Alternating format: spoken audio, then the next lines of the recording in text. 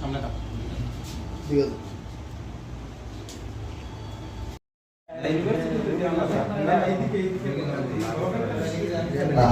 আপনারা আটক করেছেন, কোথা থেকে আটক করেছেন, কি কেসের আটক করেছেন, বন্দুকটা কোথা থেকে উদ্ধার হয়েছে? আজকে বিকালবেলা আমাদের এসডিপি স্যার আমাদেরকে একটা খবর দেন, কলমচড়া পিএসের আন্ডারে একটি ঘটনা হয়েছে। বলবীর সিং বলে একজন লোক, যার বাড়ি হচ্ছে হাপানিয়া এলাকাতে, সে ওনার ওয়াইফকে কলমচড়ার কোনো একটা জায়গাতে ফায়ার করেছে আর্মস দিয়ে। এই খবর পাওয়া মাত্র এবং আমি তো কলমচড়া থানা থেকে খবর পাই, সাথে সাথে আমি এবং আমাদের অন্যান্য অফিসার এবং স্টাফ মিলে আমরা তাকে ধরার জন্য উদ্যোগ নিই এবং আমরা প্রায় 1 ঘন্টা পরে তাকে আমরা হাপানিয়া এলাকা থেকে ধরতে সক্ষম হই, বলবীর সিংকে।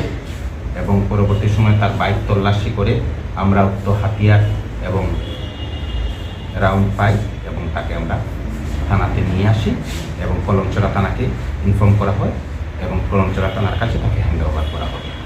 কী কারণে কলম ছড়া নিয়ে গেছে, কিছু কি পাওয়া গেছে বা কেনই বা গুলি করতে চেয়েছিল? এটা ইনভেস্টিগেশন ব্যাপার এবং কনসার্ন থানাতে অলরেডি কেস হয়েছে, কলমচড়া দিয়েছে, ওইটা ইনভেস্টিগেশনে চলে আসে। ওনার বউ কীরকম রয়েছে এখন, কোথায় আছে? শুনেছি হসপিটাল অ্যাডমিট আছে, ওনার হাতে এবং পায়ে গুলি লেগেছে। এমনি কি কিছু জানা গেছে প্রাথমিকভাবে, মানে কী কারণে কেন গুলি করে? না, এখনো জানা যায়নি, ইনভেস্টিগেশনের ব্যাপার। ওনার বাড়ি কই?